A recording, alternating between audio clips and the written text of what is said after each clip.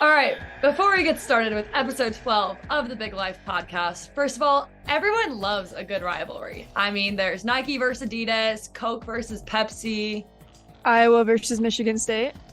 I guess that has slightly become one of them. But we have to mention our completely unrivaled sponsor, Ida Footwear. Ida just does so many amazing things for the women's game, and they're truly revolutionizing what it is to be a female-based shoe and a female-based company. They design their shoes to make it completely unique for a female's foot, including things like their foot shape, different levels of arch support, different way that we carry pressure, and they're really revolutionizing the game by themselves, unrivaled. So thank you, Ida, for sponsoring this podcast and for everything you do for women and women's feet. Thanks, Ida. Okay, Jordyn. Normally we go into this with like a big list of like different things we want to talk about and all those things, but I just got one question for you, and that's, are you sick of me yet? Absolutely not. I mean, there's never enough Sam Cary time. That's why we decided to just run it all back again this Sunday, huh? So for those who do not follow the soccer landscape as tightly as we obviously do and some others, last week was the showdown. We've been talking about the game for so long and everything that this meant about playing each other and all this fun stuff. And, it was so nice. We had to do it twice. So postseason has been seeded. All the tournament games have been ready to go. And with the number 1 seed, you have Michigan State playing the number 8 seed Iowa. So back at it this Sunday in East Lansing, back-to-back games against each other. Let's talk about last week, though. We got to break it down. First of all, congrats. Champions of the Big Ten, back-to-back. That truly is unreal, and I'm super, super happy for you. Thank you so much. It is such a surreal feeling. I mean, to do it once in your career is incredible. We've talked about how euphoric that is. To do it twice back-to-back is I will be processing this for, I think, a little bit. It just happened. So I think we're still just living in it a little bit. But our season's not over. There's a lot more work to do, a lot more games left to play. While it feels amazing, our season's not over. So you can't get too caught up in it and all the emotions that come with it, because we got to run it back and play you again, the exact same thing, come Sunday for the first round of the Big Ten tournament. I think we got to just talk about the game, talk about everything that went down. But I think in a weird way, let's start with the end.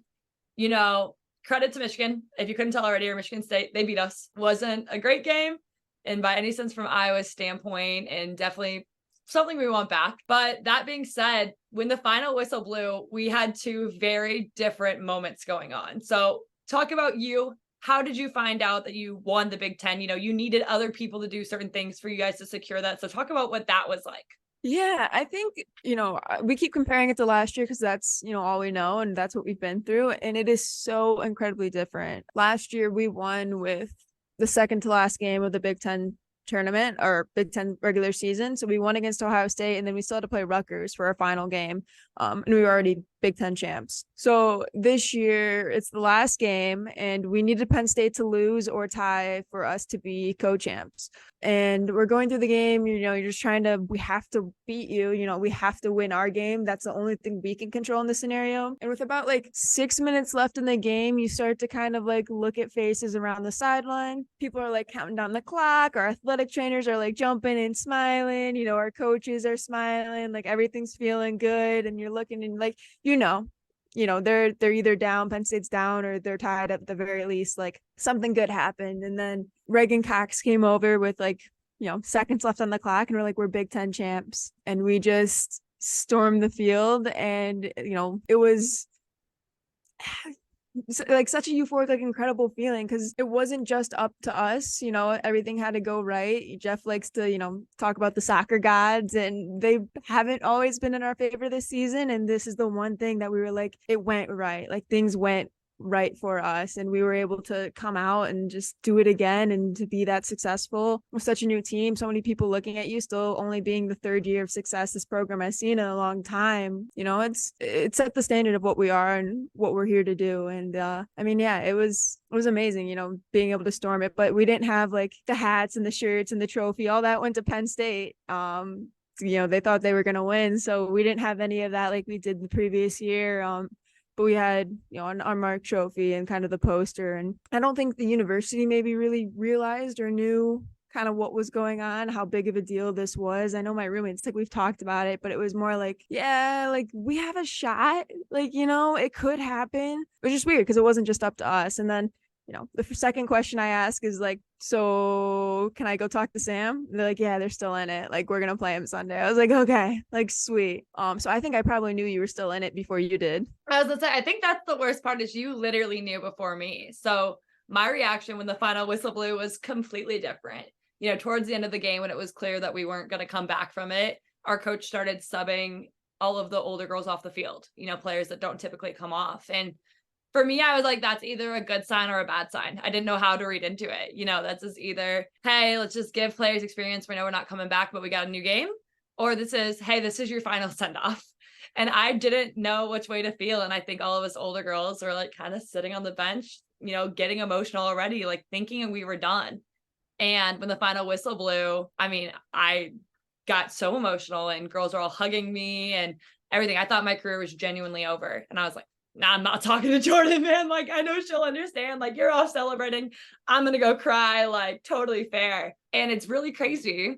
But actually, the first person to come up to me and put their arm around me and really talk me through like my career potentially being over was your head coach, Jeff. You know, we had a nice little moment. He was definitely consoling me and talking me through like a bunch of feelings that I was feeling. And all of a sudden I turn around and I was like, oh shoot, our team's huddling. Like, I gotta go. And in our team huddle, you know, I'm in the back and all of a sudden my coach goes, he's like, hey, today was not our day. We did not play good soccer, but those soccer gods were in your favor. And the two teams that we needed to do something in case we lost did their job. So we were big Ohio State and Rutgers fans. And because of them winning both their games, they eliminated the teams that we were in contention with. And the next question was, does that mean that we're literally back here on Sunday? And so there was so many emotions that went into this playbook of, oh my gosh, we're literally playing each other again. Like, run it back a week later, literally. So, I mean, I'm so thankful. Obviously, we get one more shot at life a little bit, in a long way of saying that. So thankful. But yeah, there was a lot going on at the end of that game. I mean, I can't even imagine. I have a question real quick. If, let's say this was your last game, would you have wanted to be subbed off or would you have wanted to stay on the field and like finish up? Yeah. So I never would have wanted to be subbed off. And I kind of knew, like, as much as I didn't know, you know, those little feelings you get in your gut. I'm like, if my coach is subbing me off right now, like, we have another shot. And that just kind of played through my head. I'm like, there's no way he would take me off this field if I was actually done. I really don't think he would do that. And like, I've been talking to my mom and my family since, and we all kind of had that same opinion. So that probably should have been my sign that we weren't done, but I was not processing much of anything at the time.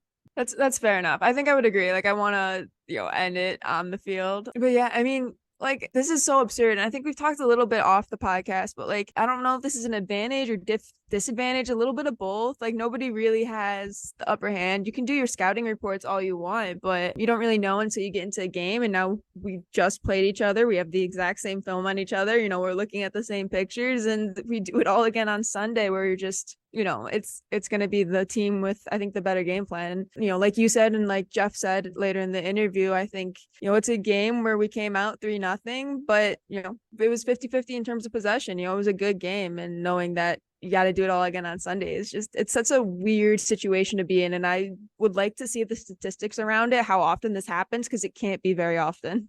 I was going to say, this is so unique. And like, in my time in the Big Ten Conference, I don't know if I've ever seen this happen where your last game against the season is against your first game in postseason. And so, like you said, we literally are going to stare at the same film all week. And the things that you're celebrating, we're poking holes in, and vice versa.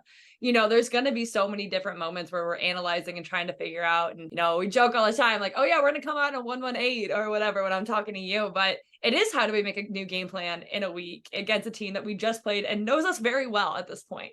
You know, it was between you guys and Nebraska for who we were going to play because you guys are the co-champs. And, you know, we were almost hoping Nebraska, not because of you guys or anything, but because we played Nebraska 4 weeks ago at this point.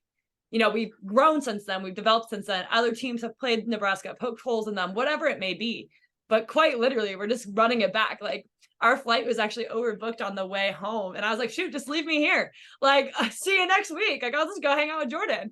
And yeah. So yeah, it's been a fun. It's so unique. And at this point, it's just kind of like, gotta embrace it. That's all I really can say. Yeah. I mean, there's nothing we can do about it. I mean, we're going to run it back. And I think, I get to make a lot more comments about your face mask here as we go. I was gonna say, so now that we're talking about post game, let's talk about the actual game.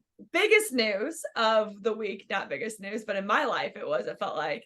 So I gave Jordyn a little sneak preview the night before the game when I sent her a little snapshot, but in a weird way. So long story, I broke my nose in high school.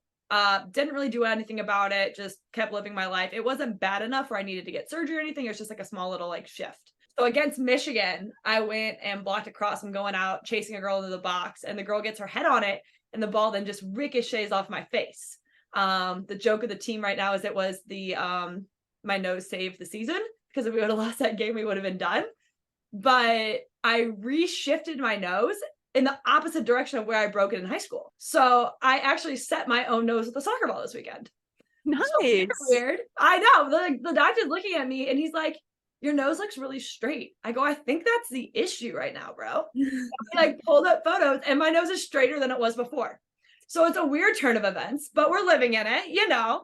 But I had this really, really cute face mask that I have been advised to wear for the rest of the season, rocking in the first half of the game that Jordyn just loved commenting on. I mean, you looked ridiculous.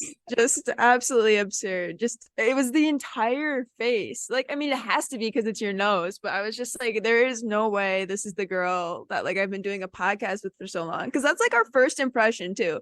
Like, I see you on this computer screen for 12 weeks. We talk for what, a couple hours every week. And, I feel like I've gotten to know you, but like we haven't met each other in person until that moment. The first time I'm seeing Sam Cary is standing on the soccer field with a full mask on, and I'm just thinking like, wow, 1, she looks ridiculous. 2, she's very tall. This is not what I pictured. And 3, she's fast. Yeah, okay. So I was gonna ask, the best part about this game, and like as soon as we drew up our scouting report, I was like looking at this, and obviously I've been so involved with Iowa soccer, I don't really watch much Michigan State. And in our scouting report, we put up your typical starting lineup, and I'm like, okay, where's number 12? Like that's obviously the question I'm first thinking. I'm like, oh my God, like I knew she played forward, but no part of me processed that you're literally like, you play in a 2 front and you are right forward. And I was like, Jordyn is going to be my responsibility this entire game. Like it's not like, oh, we were on the same field together. Like Jordyn and I stood by each other for the game. So there is definitely some exchanges between the two of us. You're also tall. I kind of knew that because you're also, very good on set pieces, and I was well aware of that. But it was just kind of like, this is like so funny. Like it was hard to process. And so nice 1v1 battles.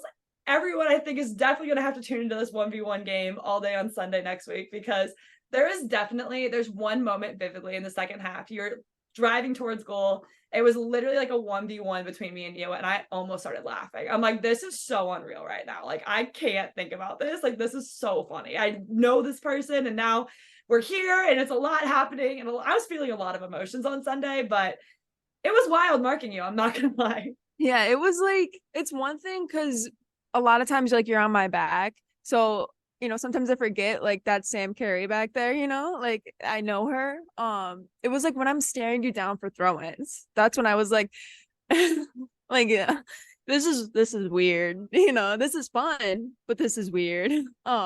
Because like I'm just like standing there, I'm taking away your center back option essentially, and you're just standing there with the ball for like 30 seconds, and I'm like just watching you. I'm like, yeah, all right, like this is the girl I've been doing a podcast with for 12 weeks now. The best part was the little comments. And so I was wondering how our personalities were going to come out on the field, and we kind of joked about it here or there. Like I'll crack a joke now and then, but also, I mean, frankly, our performance wasn't in a mood where I wanted to crack too many jokes as a team, as an, all those different things. But my favorite was at one point I threw the ball and I think you ran by me. You have a long throwing, bro. And so the little things where like I was just like snap me yak. Like it, honestly, like in a very serious game, it made I'm like, this is fun. Like this is like just a great moment to like something just to laugh about. Frankly put, like after the game, one of my biggest hugs was from your mom. I was like, this is incredible. Like I love this. So I'm so happy with the little community we made, and it was a fun time. I gotta know, you went on a little rant about respecting referees, and then you had our game. You had Michigan, which you can tell that story, and then you had ours. I want to know your thoughts and opinions on any retractions you may have had on that rant, or are you still sticking with it?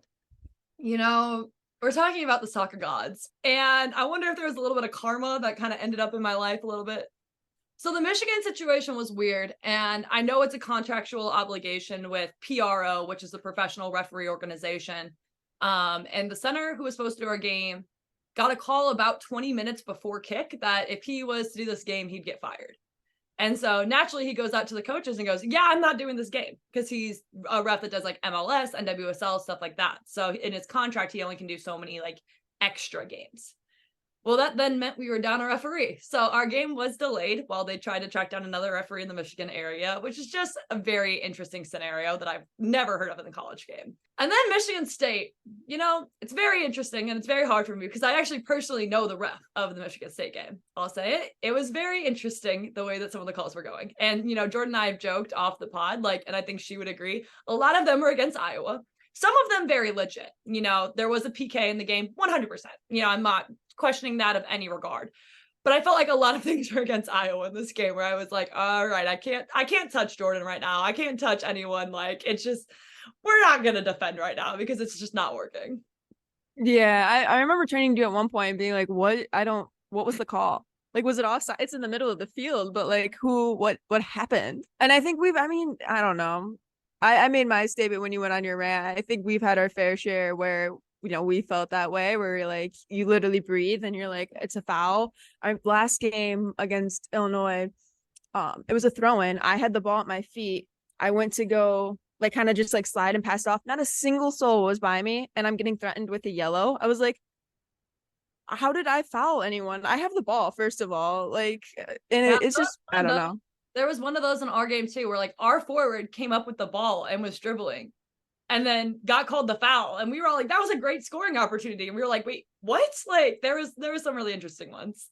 There are some interesting ones. It'll be, hopefully it goes a lot better on Sunday for both of us, nice fair game.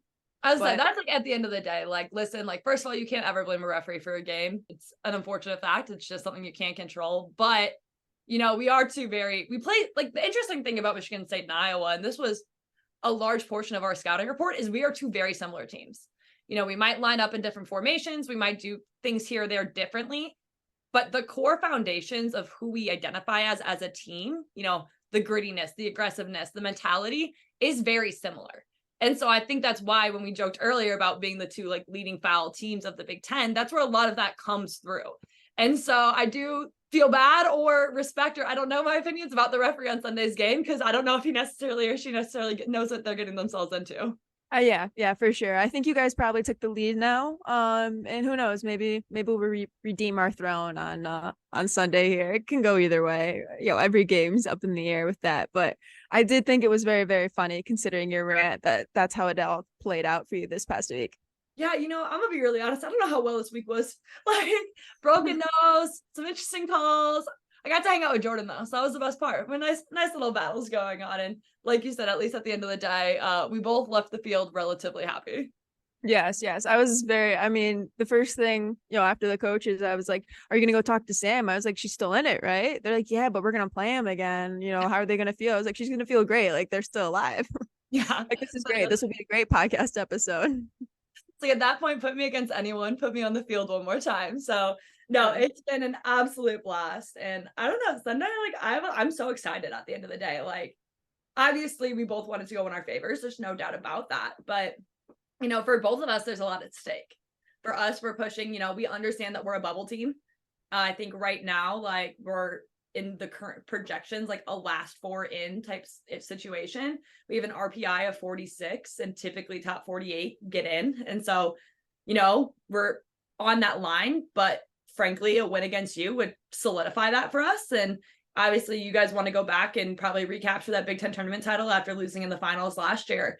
And so there's so much on the line for both of us. And, with that said, I think it's just an exciting, good soccer match. And that's what I'm most excited about. There's teams in the Big Ten that you like to play. There's teams in the Big Ten that maybe you don't as much.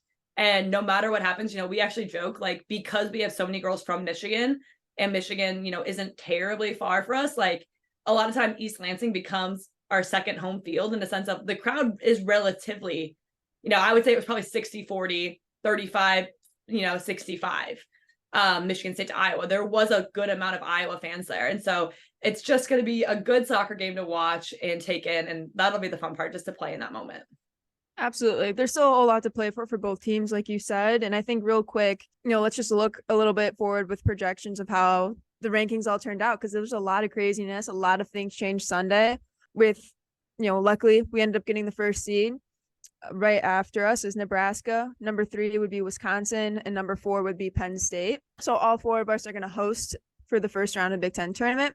The next 2 rounds will be in Columbus for the semifinals and finals.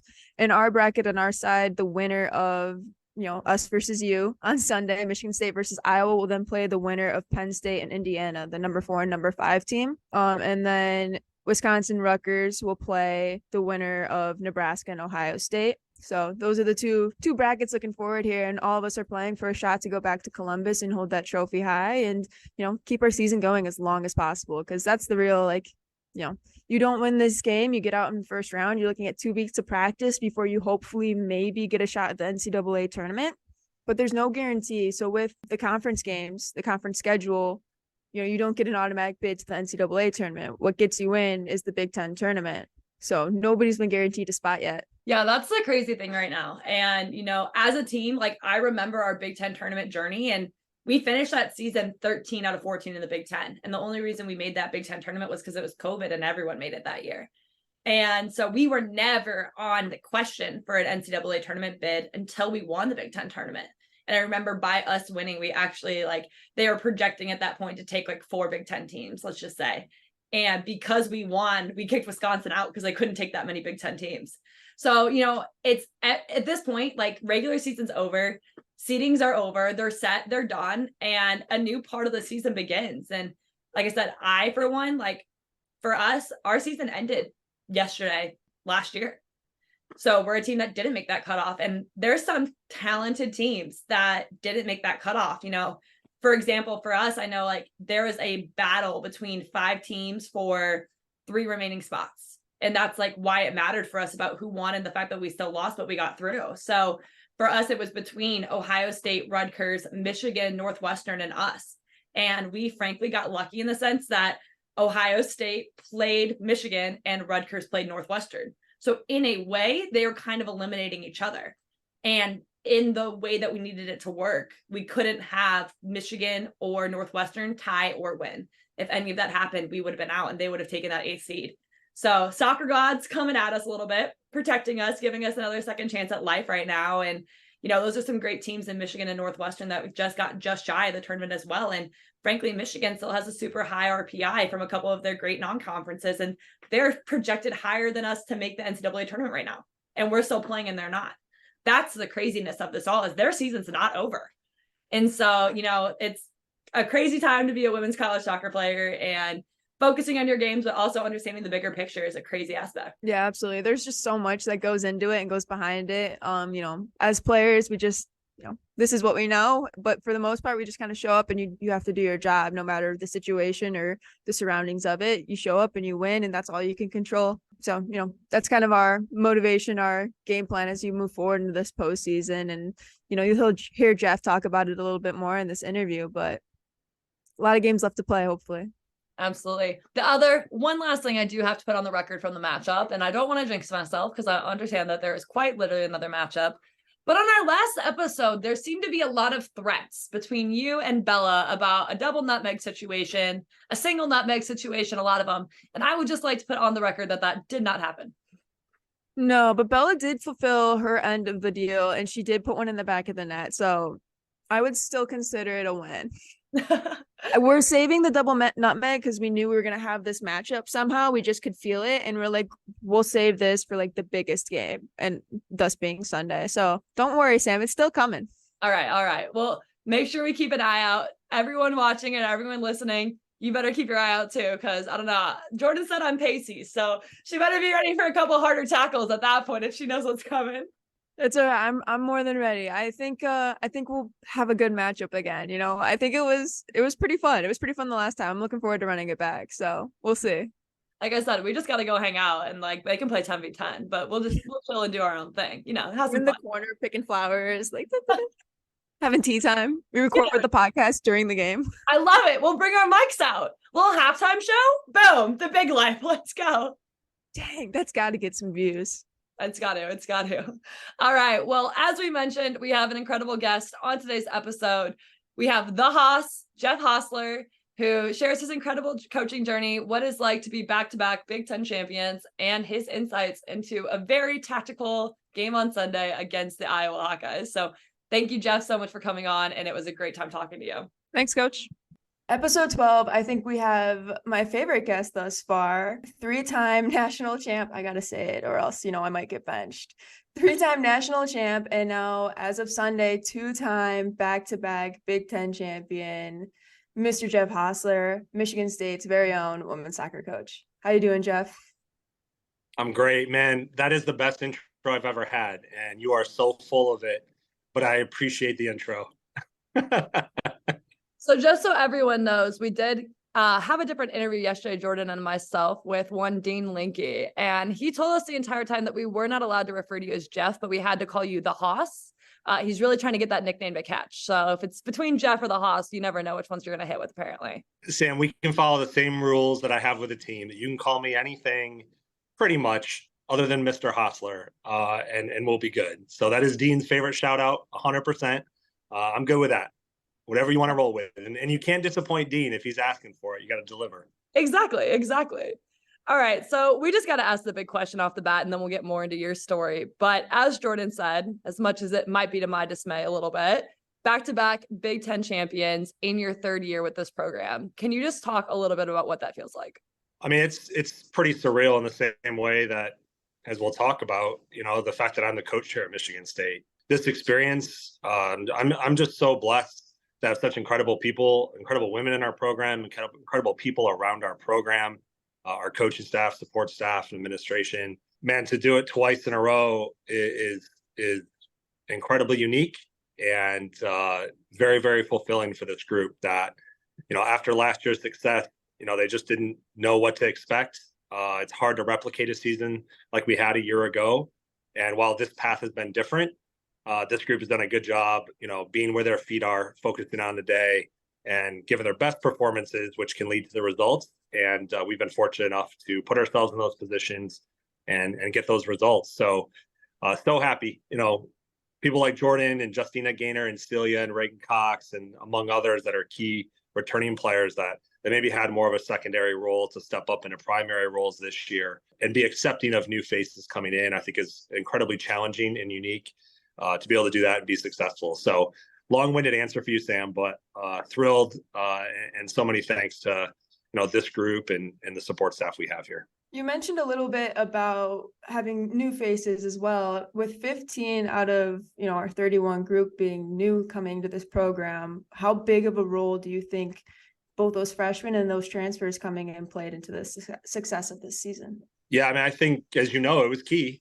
Several of those transfers end up cracking into our starting 11 pretty quick and have played really significant roles with Caitlin Parks in goal, Gabby Mueller playing as our 10. That's really kind of hitting her stride the last few weeks and playing her best soccer. So among others, that have added some additional depth off the bench, have had some roles in the first 11. I think it's allowed our players to challenge themselves because as the talent level increases, they have to continue to improve to earn those opportunities. And we've had some freshmen. I know you had Bella Najera on. Man, what a year that kid has had. She's been as advertised. She's been incredible for us. I think our SID, Jordyn, said that, she's leading our team in goals right now. So, she is a midfielder and we do have forwards. So we'd like to see maybe those stats change a little bit here. We're tied. Oh, okay. We're tied. All right. Well, as we were co-champs, let's look to be leaders in our department and move forward there. But it's been super cool, the integration of this and Jordyn, and as I mentioned, the Gaynors, Reagan Cox, MJ, I mean, all of our returning players that were on last year's team, the way they've accepted that group, formed real authentic relationships, both professionally and personally, has given us this chance at another title and obviously been able to go secure that. That's awesome. You talk about your transition to Michigan State and the fact that this is only your third year within that program. And before that, as we mentioned, you had great success at Grand Valley and even in your early coaching career. Can you talk about, your path to Michigan State and everything that involved a little bit? Yeah, super unique path. It is a literal grassroots path for me. So upon graduating from college, I was back home in the Lansing area. I began by coaching middle school basketball, middle school girls basketball, and ninth grade high school soccer. So from there, I became a varsity assistant coach later on. I began club coaching, ended up being a club director in my later days with the club, before then getting a first opportunity as a head coach at barely 26 at my alma mater, D3 school, Alma College, that I was thrilled to go back to. Had such a great experience there as a student athlete, and to go back and be the head coach there for 8 great years before getting the opportunity to coach at Grand Valley State, where, as Jordyn alluded to, we had incredible success. But, I'd be remiss to not give so much of that credit to your coach, Dave Deaney, for the program that he effectively built. And I had to step into this is the only occasion in my life I've had to step into massive shoes of Dave, because our height discrepancy.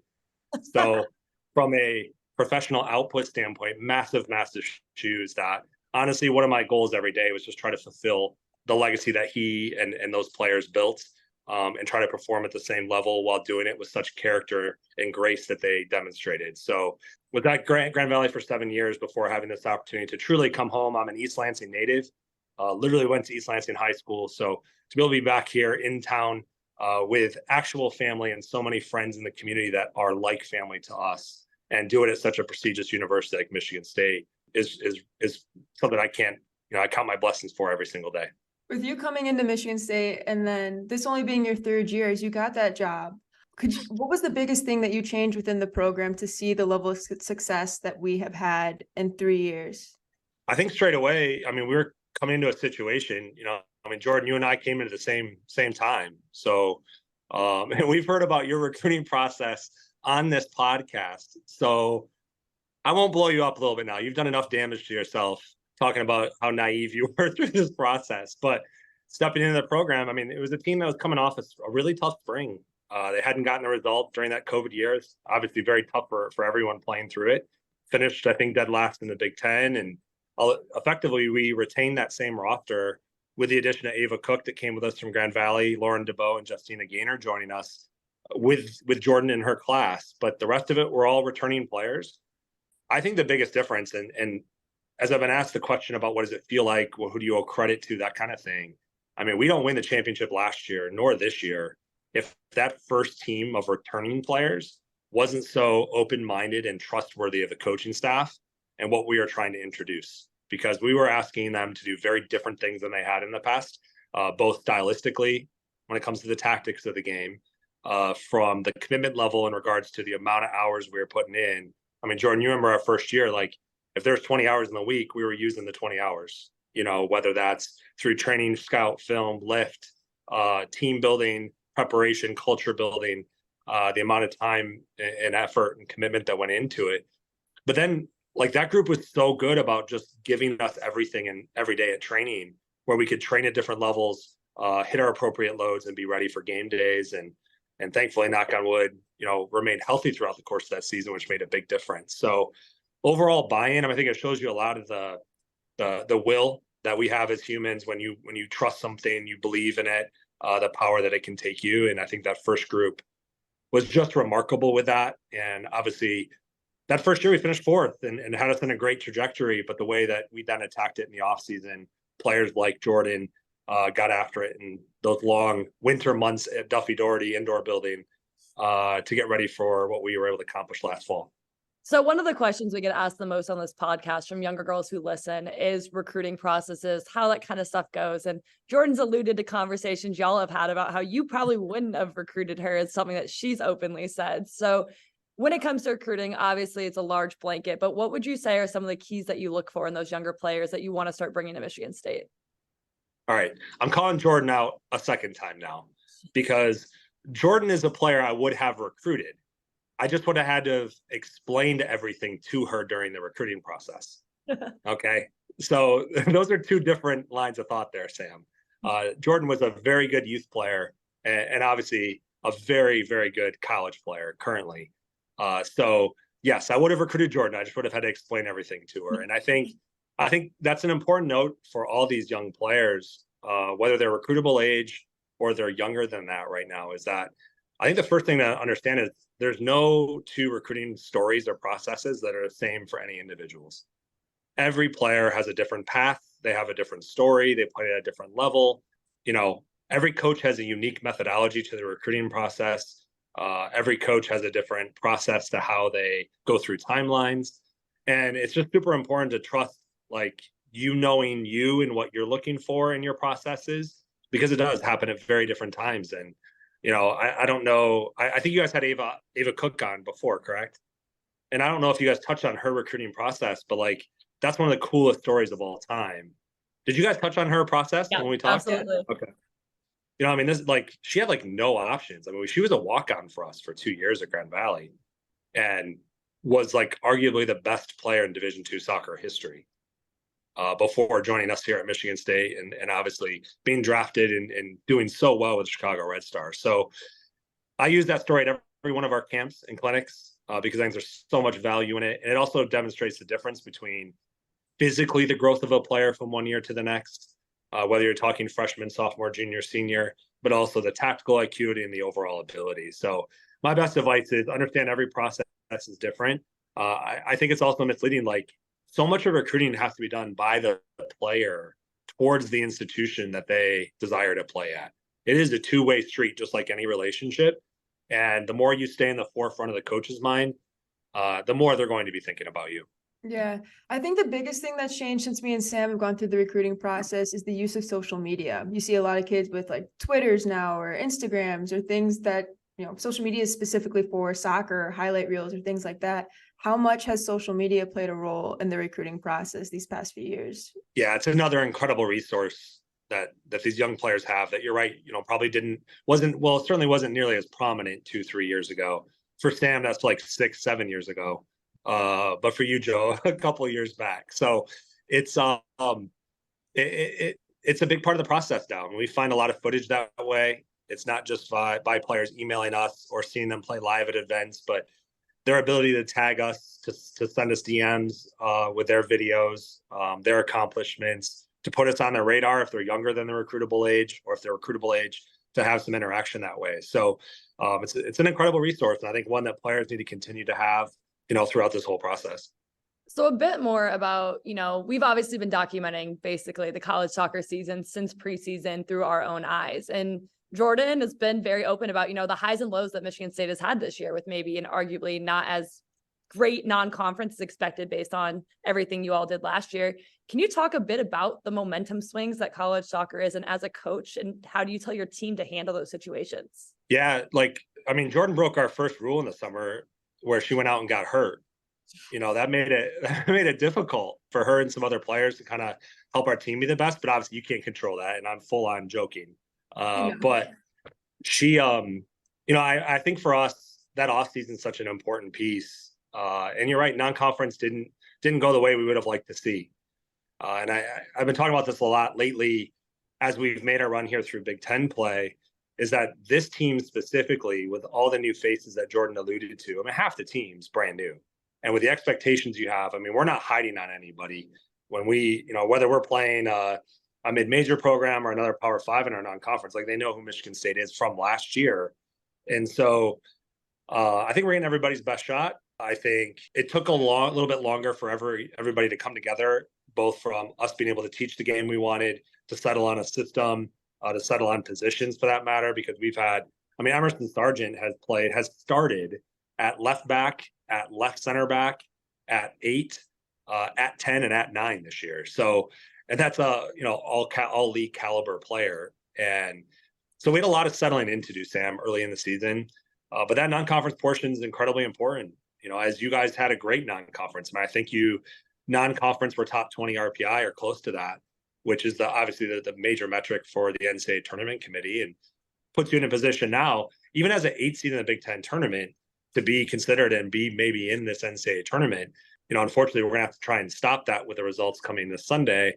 But to put yourselves in that position, it's because of the non-conference that you all had down in Iowa City. And so every game matters. Every game you schedule matters. Every result matters. And I think at this level, though, the hardest thing to get across to everybody all the time is how literally every play matters.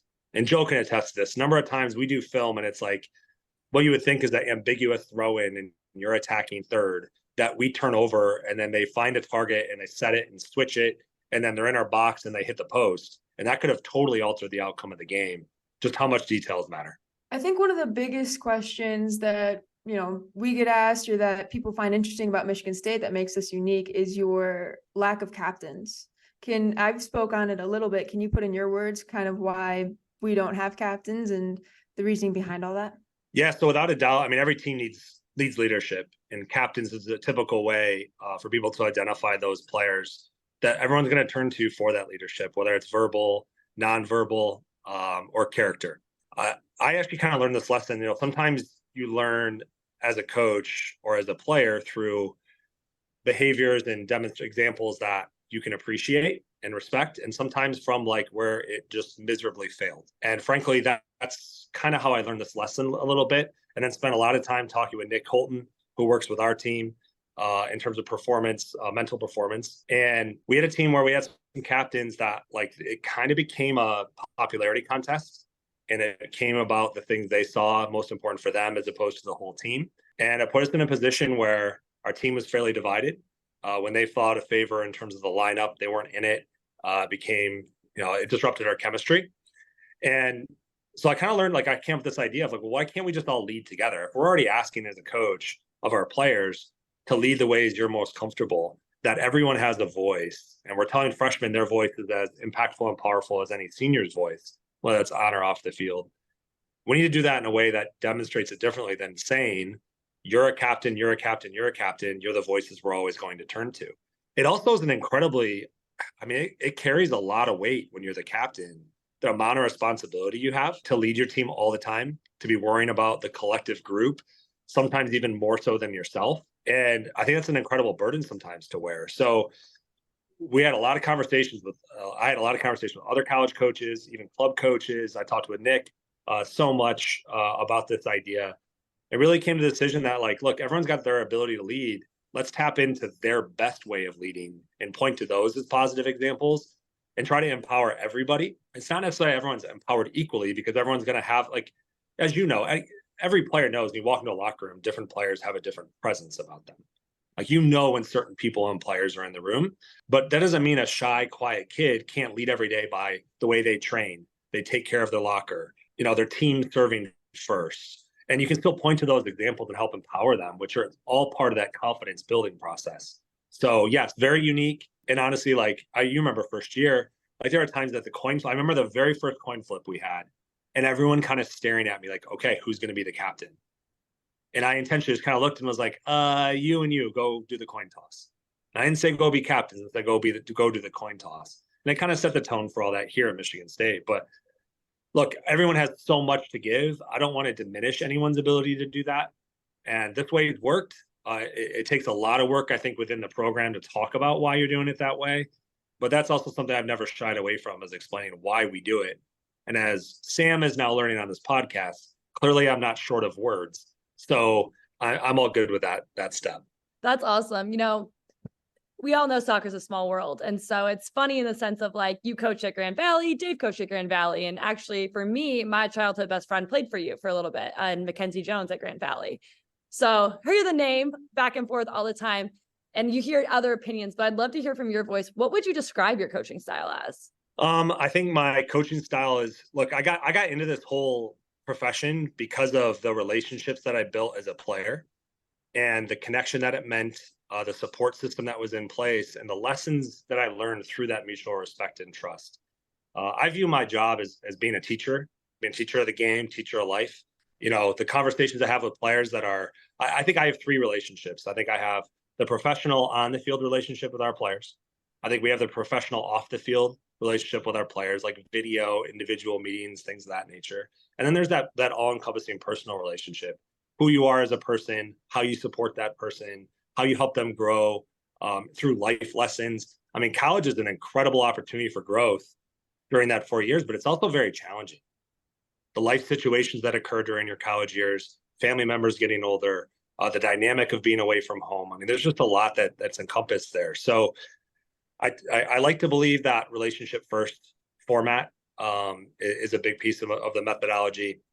Recognizing myself as a teacher and trying to remind myself that these are all still young people learning how to play the game, as opposed to expect them to know all the answers, because I'm an old man now and I don't know all the answers and I'm still learning all the time. And so you have to kind of frame that context sometimes. But I also think I'm very real with the expectations that we have, and communicating that on an individual level, and knowing that we need to coach each individual differently based on the demands that they need and desire. And so I think we're honest. I think we're very transparent with our feedback but also in a way that can help empower and motivate our players. I have to agree. Definitely the honest feedback, something I definitely have learned to appreciate over the years. And then the relationship off the field is, that family dynamic of Michigan State. Just even when you bring your family, I mean, some of these away trips, you get to see, your wife and your kids and all of them. And it's become, an all-encompassing kind of group where, every aspect of it is involved. So we've talked a little bit about, your journey as we get in here, the feeling of winning as of Sunday, but now as we head into the postseason, is there a shift in mentality as it's, you win or you're out? Or, I know the answer to this, but in your words, like what are you thinking as you go into postseason? Do you change anything? I appreciate you giving that caveat, Jordyn, because I'm gonna have to text you on the side if you don't know the answer to that one by now. But for us, it's not. And that's something we harp on, I think, so often when the stakes are high in every match. We've gone through in this conversation alone to talk about the RPI, how important each match matters no matter who you play. So securing 3 points every time out is the ultimate objective. The goal is playing your very best on the day.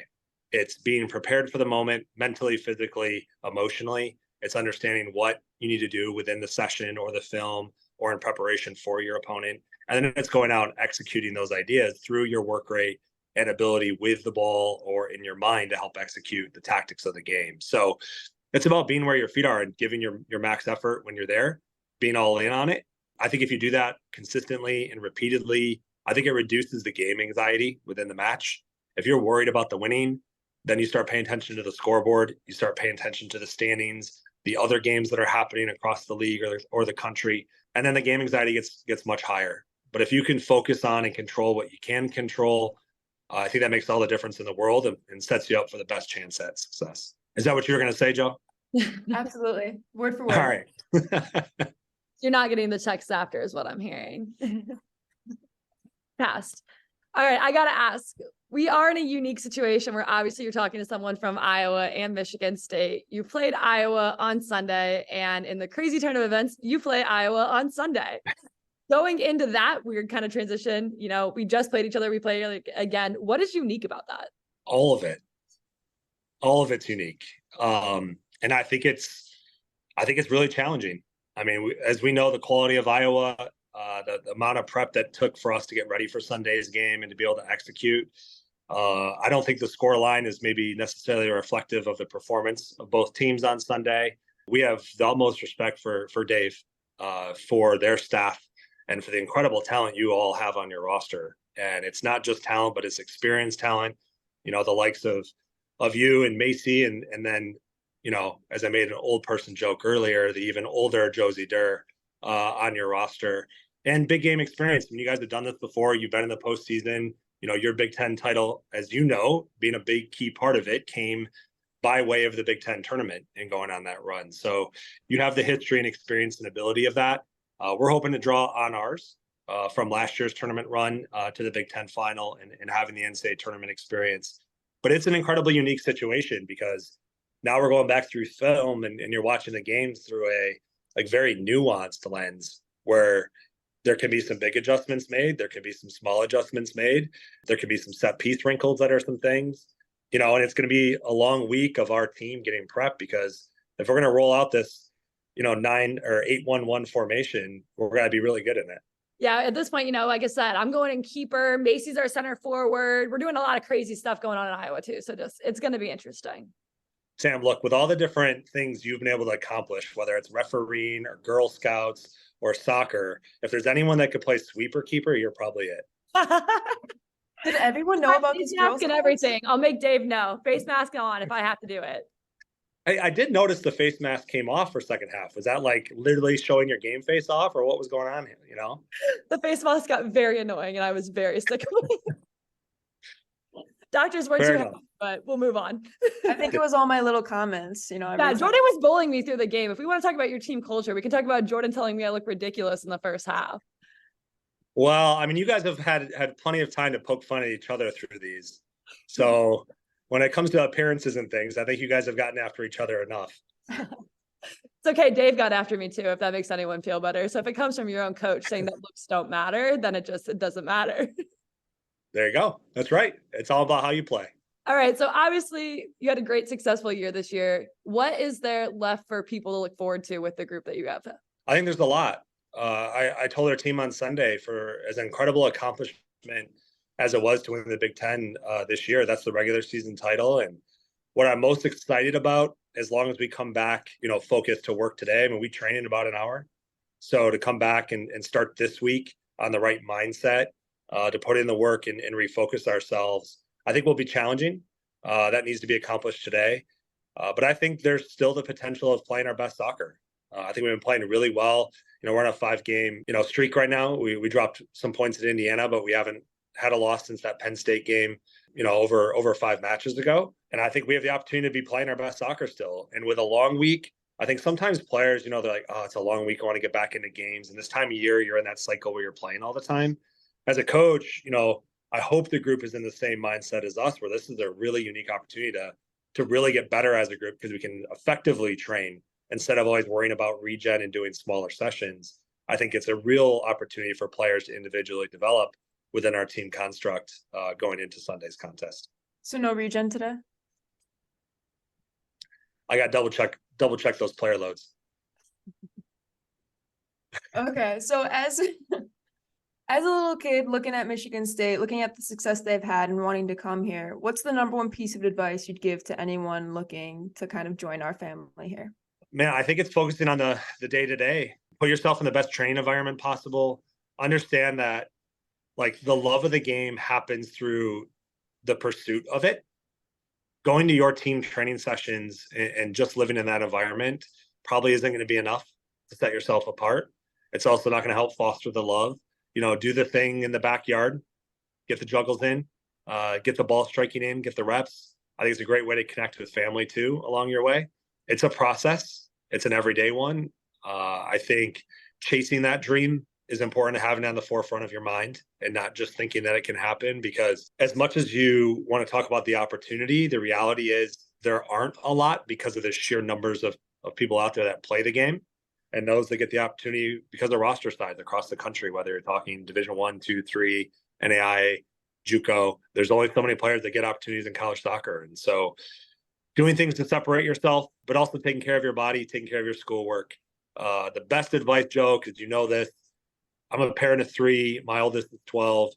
The best thing to do to get yourself ready for college is stay off your phone and go out and do the work. Unless you're watching the Big Life podcast. There we go. There we go. This year is going to look completely different than next year. What are your kind of thoughts as you look at this conference realignment and just all the craziness that's going to come with next year's season? Yeah, I'm excited to have 4 new members joining our conference. And of those, you have the reigning national champion in UCLA. You have the 2-time national champion in USC joining us. Washington, that produced actually the most pro players of any program graduating class a year ago. So you've got 3 very strong programs, and Oregon that everyone knows is on the map from brand and brand. Because everyone knows about Oregon, especially all the Nike schools. So you've got 4 elite programs joining. The landscape's always going to be very different. The scheduling is going to be challenging for everybody involved. You're obviously not going to have the ability to play everyone, makes it challenging as well. So I think there's going to be more emphasis likely moving towards the Big Ten tournament in 24 and beyond in terms of being able to crown a true champion. But I'm excited for it because it elevates our conference. This year, in non-conference play, the Big Ten was very, very close to being the top strength of schedule and win percentage during that process. So the Big Ten right now, I mean, has teams that did not make the Big Ten tournament, which is only 8 of the 14 that are in strong consideration or likely to be included in the NCAA tournament when that field is announced in a week and a half. So it's an incredibly strong conference already, and to be able to grow it with the ones that we have joining. Look, I know I'm biased, but I'm making a strong plug that the Big Ten starting in 24 is going to very clearly be the top conference when it comes to women's soccer here in America. That's an awesome opportunity. Obviously, I've joked with Jordyn plenty of times. It's going to be weird that I'm going to be watching it from afar and not actually in it, which will be a whole new perspective. But then maybe I guess I could cheer for Michigan State here or there, only when they're not playing Iowa.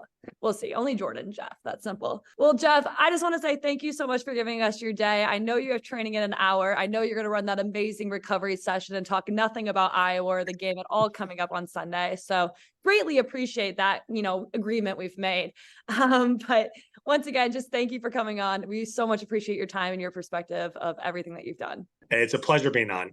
You guys are doing an incredible job. I think you guys having this format out there for young players and even college players alike to share mutual experiences. I hope you're making a lot of connections together. And pretty cool experience too for you guys to be competing against each other this past Sunday. Do it again this Sunday.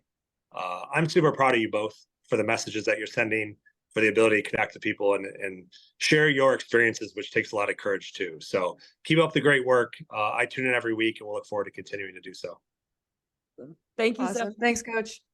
All right. So off recording, Jeff gave us the full scouting report against Iowa. So I'm very excited to use that to our advantage. I wish I could say, but no, once again, we're so thankful for Jeff for tuning in and giving the experience. Jordyn and I are both a little nervous going into this interview. I feel like it's a bit vulnerable to talk to your head coach. And for me, a coach I go against quite frequently in my career. So we're so thankful for him coming on and sharing his experiences and his journey. Yeah, absolutely. I'm sure it was a very hectic, I know it was a very hectic, interview filled day for him. So for him to make the time to come on here, very appreciative. Not that I gave him much of a choice, but if not, I would really appreciate it. Let's go get those player loads up, Jordyn. Maybe run some sprints at practice, get some high reps in. You can be afford to be sore on Sunday. I mean, Iowa's got to pick up their slack here, their weight on this podcast though. I know. Okay. I'm on it. Dave has agreed he's coming. We will make it happen. I don't know what's happening with all these MSU guests, but Iowa will be coming just for all you Hawkeye fans out there. Jordyn, Sunday, what are you looking forward to, bud? I mean, I'm looking forward to a rematch. We talked about it a little bit off the podcast, but just like seeing it for the first time in person, going like, oh my God, like she's way taller than I thought, first of all. And then two, like, incredibly fast. You were definitely like, I knew you were fast. You were in the scouting report, like whatever. But like, I remember that first like race we kind of had, it was like a 50-50 ball and we took off and I was like, okay, change the game plan. This is not going to work. I just love, I felt like we were just hanging out, man. Like you and I could have actually just backed out against the sideline and they could play 10v10 and we'll just hang out for 90 minutes over there. Yeah. My favorite part was just like how ridiculous you looked in that mask.